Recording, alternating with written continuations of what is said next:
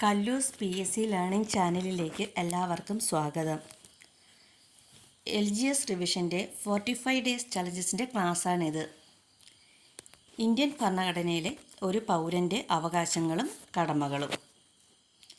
മൗലിക അവകാശങ്ങളുടെ ശില്പി സർദാർ വല്ലഭായ് പട്ടേൽ.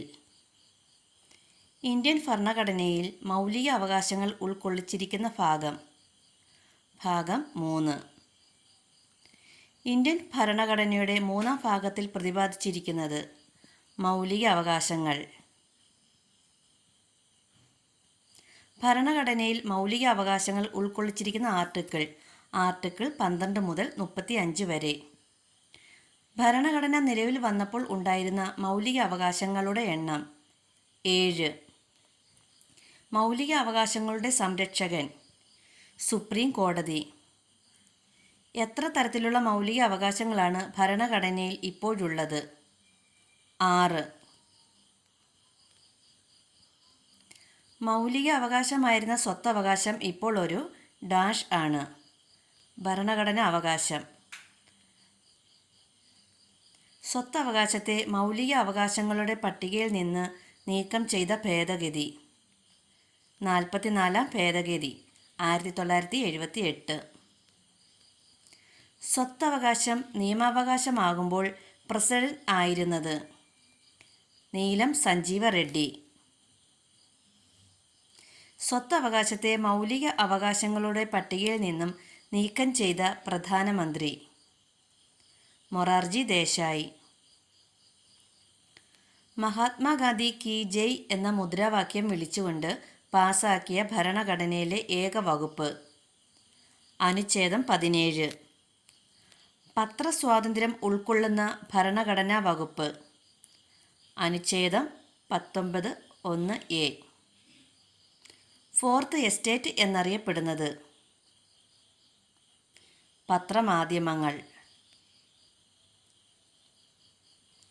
ഭരണഘടനയിലെ സുവർണ ത്രികോണം എന്നറിയപ്പെടുന്ന അനുച്ഛേദങ്ങൾ അനുച്ഛേദം 14, 19, 21.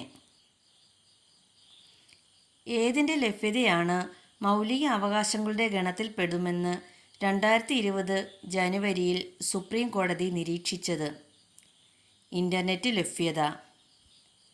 വിദ്യാഭ്യാസ അവകാശ നിയമം നിലവിൽ വന്നത് 2010 ഏപ്രിൽ 1. റിട്ട് എന്ന ആശയം ഇന്ത്യ കടം എടുത്തിരിക്കുന്നത് ഏത് രാജ്യത്തു നിന്നാണ്? ബ്രിട്ടൻ.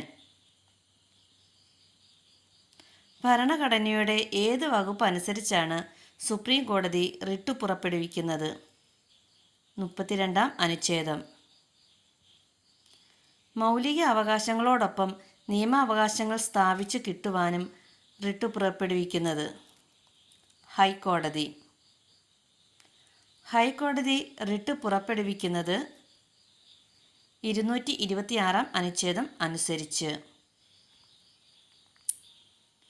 എല്ലാ ജനങ്ങളുടെയും ക്ഷേമം ലക്ഷ്യമാക്കി നയങ്ങൾ ആവിഷ്കരിക്കുകയും നടപ്പിലാക്കുകയും ചെയ്ത രാഷ്ട്രം അറിയപ്പെടുന്നത് ക്ഷേമരാഷ്ട്രം. നിർദ്ദേശക തത്വങ്ങൾ ഭരണഘടനയുടെ ഭാഗമായത് ഏത് കമ്മിറ്റിയുടെ ശുപാർശ അനുസരിച്ചാണ്? സപ്രു കമ്മിറ്റി. ഇന്ത്യൻ കുടുംബ കോടതി നിയമം നിലവിൽ വന്ന വർഷം 1984. ദേശീയ വനിതാ കമ്മീഷൻ നിലവിൽ വന്നത് 1992 ജനുവരി 31. കേരള വനിതാ കമ്മീഷൻ നിലവിൽ വന്നത് 1996 മാർച്ച് 14.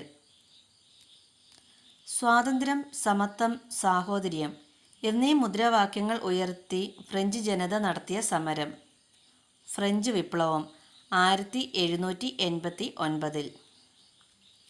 ഇന്ത്യയുടെ അവകാശ പത്രിക എന്നറിയപ്പെടുന്നത് മൗലിക അവകാശങ്ങൾ.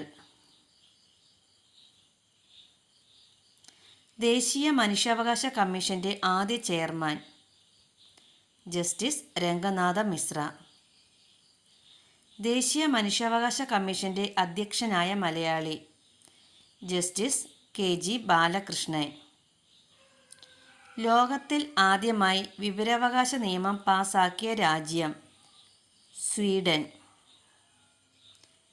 വിവരാവകാശ നിയമം പാസാക്കിയ ഇന്ത്യയിലെ ആദ്യ സംസ്ഥാനം തമിഴ്നാട്. മസ്ദൂർ കിസാൻ ശക്തി സ്ഥാപിക്കുന്നതിന് നേതൃത്വം നൽകിയ വ്യക്തി അരുണ റോയ്. കേരള സംസ്ഥാന വിവരാവകാശ കമ്മീഷൻ രൂപീകൃതമായത് 2005 ഡിസംബർ 19. ലോകത്തിലെ ഏറ്റവും വലിയ ലിഖിത ഭരണഘടന ഇന്ത്യൻ ഭരണഘടന. അമേരിക്കൻ ഭരണഘടനയുടെ പിതാവ് ജെയിംസ് മാഡിസൺ. ലോകത്തിലെ ആദ്യ ജനാധിപത്യ രാജ്യം ഗ്രീസ്. 1940 ഓഗസ്റ്റ് 8 ഓഗസ്റ്റ് ഓഫർ പ്രഖ്യാപിച്ചത് ലിത്ഗോ പ്രഭു. ക്രിപ്സ് മെഷീൻ ഇന്ത്യയിലെത്തിയ വർഷം 1942 മാർച്ച് 22. ഇന്ത്യക്കാർക്ക് സ്വന്തമായി ഭരണഘടന നിർമ്മിക്കുവാനുള്ള നിർദ്ദേശം മുന്നോട്ട് വെച്ച പദ്ധതി വേവൽ പ്ലാൻ. ഇന്ത്യൻ ഭരണഘടന തയ്യാറാക്കിയത് ഭരണഘടനാ നിർമ്മാണ സഭ. ഭരണഘടനാ നിർമ്മാണ സഭയുടെ പ്രഥമ സമ്മേളനത്തിൻ്റെ അധ്യക്ഷൻ ഡോക്ടർ സച്ചിദാനന്ദ സിൻഹ. ഭരണഘടനാ നിർമ്മാണ സഭയെ ആദ്യമായി അഭിസംബോധന ചെയ്തത് JB കൃപലാനി. ഭരണഘടനയുടെ നക്കൽ തയ്യാറാക്കിയത് BN റാവു. ഭരണഘടനയുടെ ആമുഖം തയ്യാറാക്കിയത് ജവഹർലാൽ നെഹ്റു. ഭരണഘടനാ നിർമ്മാണ സഭയിലെ അംഗങ്ങൾ ഭരണഘടനയിൽ ഒപ്പുവെച്ചത് 1950 ജനുവരി 24. ഇന്ത്യൻ ഭരണഘടന നിലവിൽ വന്നത് 1950 ജനുവരി 26.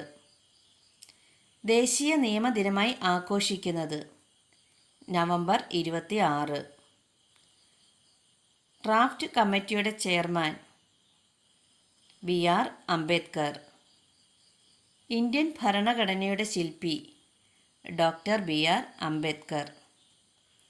ഇന്ത്യൻ ഭരണഘടനയുടെ ആമുഖത്തിൽ പ്രതിപാദിക്കുന്ന ഒരേയൊരു തീയതി 1949 നവംബർ 26. ആമുഖം ഭേദഗതി ചെയ്യുമ്പോൾ ഇന്ത്യൻ രാഷ്ട്രപതി ഫക്രുദ്ദീൻ അലി അഹമ്മദ്. ഒരു രാജ്യത്തെ പൂർണ്ണവും തുല്യവുമായ അംഗത്വം അറിയപ്പെടുന്നത് പൗരത്വം. ഇന്ത്യൻ ഭരണഘടനയിൽ പൗരത്വത്തെക്കുറിച്ച് പ്രതിപാദിക്കുന്ന അനുച്ഛേദങ്ങൾ അനുച്ഛേദം 5 മുതൽ 11 വരെ. Thank you.